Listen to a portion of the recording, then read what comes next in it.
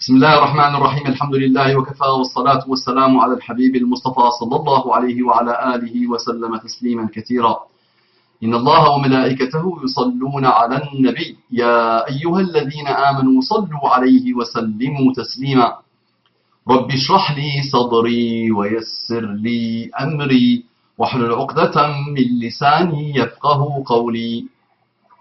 إخواني أخواتي أبنائي بناتي أعزائي عزيزاتي أصدقائي صديقاتي, mes frères et sœurs, mes filles, mes fils, mes amis, mes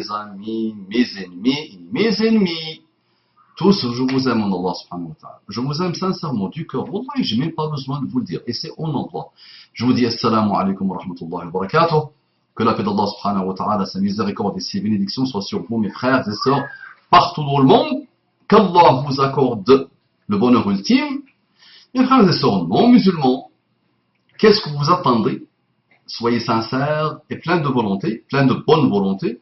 Débarrassez-vous de la cathode, récupérez vos cerveaux et vos âmes de ceux qui vous manipulent à longueur de journée pour que vous continuez à être des consommateurs, à être des consommateurs. D'accord? Une fois que vous faites ça, vous allez être sincères et vous allez entamer une recherche sincère et vous allez trouver Allah, le prophète d'Allah, les prophètes d'Allah, la parole d'Allah et le bonheur, et vous allez aussi vous réconcilier avec vous-même et avec la vie. D'accord? Qu'Allah vous accorde la guidée et ses délices. Toujours dans la même série, les miracles de Muhammad, sallallahu alayhi wa sallam, paix et les paix, la paix d'Allah et ses bénédictions, que la paix d'Allah et ses bénédictions soient sur lui, que les prières d'Allah et ses saluts soient sur lui. Vous nous avez dit, on vous a convaincu que Muhammad a inventé le Coran, sallallahu alayhi wa sallam, qu'il est sanguinaire, qu'il était sanguinaire, qu'il était méchant, qu'il était injuste, qu'il était antisémite, qu'il était très bien. Celle qui m'intéresse, moi, pour le moment, c'est qu'il a inventé le Coran. D'accord? Si vous voulez d'autres, lancez-moi, vous allez voir. Très bien.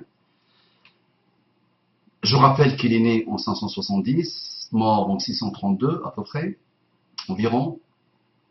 Il a grandi avec des Arabes très arriérés, qui n'ont rien apporté à l'humanité, qui n'ont pas appartenu à une grande civilisation chinoise, indienne, grecque, perse, byzantine, romaine. Non, rien. Walou, rien du tout. Rien du tout. Très bien. Je vais vous parler d'une poétesse qui est plus ou moins de la même époque que Muhammad sallallahu alayhi wa sallam. Lui, il est né en 570. Elle est née en 575. Lui, il est mort en 632 environ. Elle est morte en 645. Très bien. Elle s'appelle Al-Khansa, une grande poétesse, la poétesse par excellence, qui a connu la période pré-islamique et qui a connu l'islam. On l'appelle Sha'iratun Mukhadramatun. Sha'iratun Mukhadramatun. Une poétesse qui a connu les deux époques, on l'appelle Mukhadrama. Elle a connu l'époque pré-islamique et l'époque islamique. Très bien. À vos mamans, il y a eu le miracle dans cette poétesse. Qu'est-ce qu'elle a fait de particulier? Très bien. Je me rappelle quand j'étais très petit, très jeune, il y avait un feuilleton sur la vie de Khansa. Et moi, quand tu me dis Khansa, je pense directement à ce feuilleton. Jadis, dans le temps, je l'ai vu. Il y avait une chaîne dans mon pays, il y avait une seule chaîne, et ils nous ont passé ça à l'époque. Il y a plus de 30 ans, trentaine d'années à peu près. Et j'étais marqué par le feuilleton. Quand tu me dis le Khansa, je pense Sahr. Dès que tu dis le Khansa, je pense Sahr. Automatique, ça pointe dans ma tête vers Sahr. Khansa, c'est la poétesse, Tumadr. Mais il avait un laqab, un surnom qui est Khansa. Et elle a perdu son frère, elle a perdu deux de ses frères, Muawiyah et Sahr.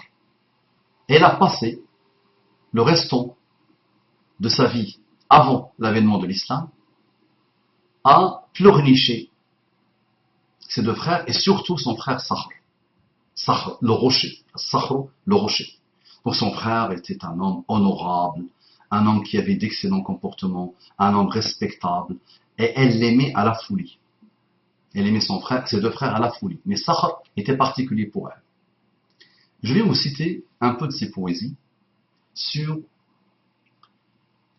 ce qu'elle disait. Elle dit يذكرني طلوع الشمس صخرا وأذكره لكل غروب شمس. Chaque lever de soleil me rappelle Sakhr. Et chaque crépuscule me rappelle Sakhr. Imaginez. Chaque lever lui rappelle son frère. Et chaque crépuscule lui rappelle Sakhr. Elle dit encore, dans un autre vers, elle dit وَلَوْلَا كَثْرَةُ الْبَاكِينَ حَوْلِي عَلَى إِخْوَانِهِمْ لَقَتَلْتُ نَفْسِي. S'il n'y avait pas beaucoup de personnes qui pleuraient, qui pleurnichaient leurs frères qu'ils ont perdus, je me serais tué. Je me serais suicidé. D'accord. Donc elle, c'est la spécialiste de Shi'ur Ritha, la poésie de Ritha. Ritha, c'est tu parles de celui qui est mort. Tu ne parles que de lui. C'est ça Ritha.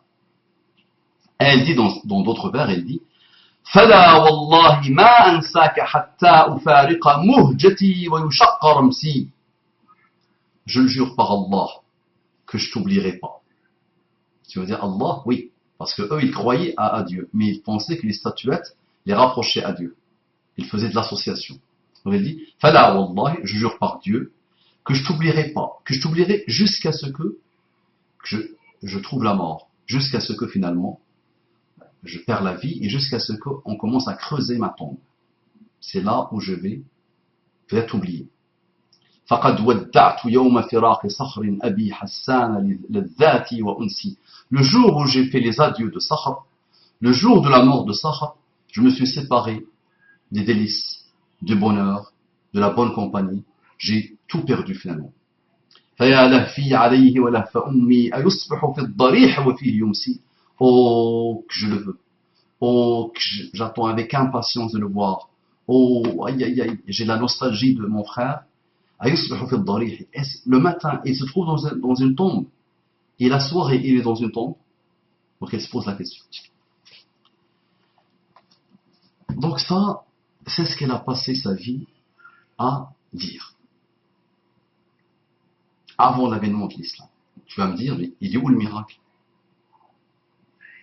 Une femme qui est plus ou moins de la même génération que Muhammad sallallahu alayhi wa sallam, elle est née au même moment, elle a vécu après lui. Elle avait ce lien particulier avec son frère, ses deux frères, surtout Sakhr. La poésie que nous avons reçue parle souvent de Sakhr. Je veux dire, il est où le miracle là-bas?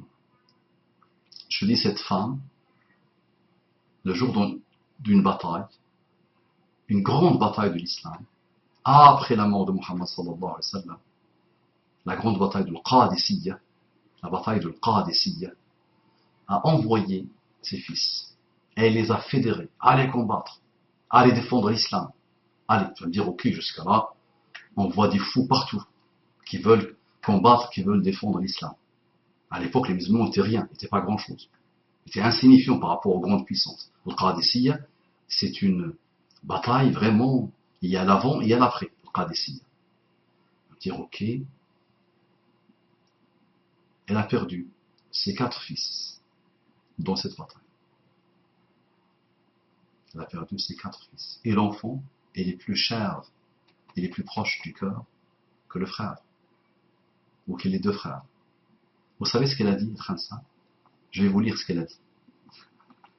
Je vais vous lire ce qu'elle a dit. Bismillah. Sallu ala Muhammad. Elle a dit, Alhamdulillah, alladhi sharrafani bistishhadihim. Louange à Allah qui m'a honoré par leur martyr. وأرجو من ربي أن يجمعني بهم في مستقر رحمته. Et je demande à Allah, je demande à mon Seigneur de me réunir avec eux dans sa miséricorde, dans le paradis. Comment un homme, Muhammad, change les choses à ce point? Comment il réforme les âmes à ce point? Comment il métamorphose les gens à ce point. Une femme qui ne vivait que pour un mort ou deux morts, Muawiyah et Sahar. Elle envoie à la guerre la crème de la crème de son cœur, la perle de la perle de son cœur. Tout ce qu'elle aime, c'est 4 enfants, 4 fils. Les 4 fils meurent le même jour. Et elle dit, Alhamdulillah, qu'il m'a honoré par leur martyr. Comment Muhammad a fait? Est-ce que vous avez déjà vu ça dans le monde? Est-ce que vous avez vu cette influence-là dans le monde? Je vous ai cité la poésie de Khansa. Muhammad sallallahu alayhi wa sallam a perdu beaucoup plus que le Khansa. Il a perdu beaucoup de ses amis, de ses compagnons, des gens qu'il aimait beaucoup.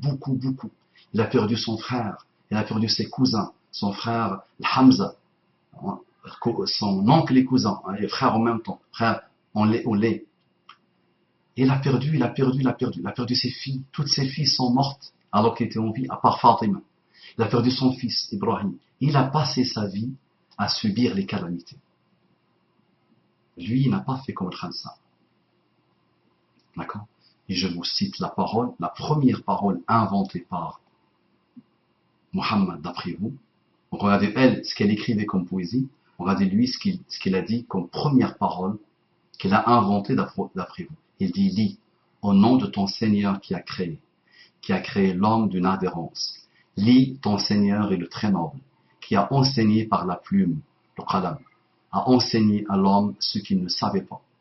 Lis au nom de ton Seigneur qui a créé l'homme d'une adhérence. Lis, ton Seigneur est le très noble, qui a enseigné par la plume, le qalam, a enseigné à l'homme ce qu'il ne savait pas. Comparez ce qu'il a dit, première parole qu'il a inventée d'après vous, selon vous, comparé avec la poésie contemporaine de Al-Khansa qui a vécu aux mêmes périodes que Muhammad sallallahu alayhi wa sallam. Comparez comment lui, il a géré la mort de beaucoup de gens et comment elle et d'autres ont géré la mort de ceux qu'ils aimaient. Réfléchissez, dites-moi qui a rendu Muhammad sallallahu alayhi wa sallam comme ça et qui a permis à Muhammad sallallahu alayhi wa sallam d'influencer à ce point Khansa qui a perdu ses 4 fils et qui a dit louange à Allah, je remercie mon Seigneur qui m'a honoré de la mort de mes fils. Et je demande à Allah de me réunir avec eux au paradis. Assalamu alaikum wa rahmatullahi wa barakatuh.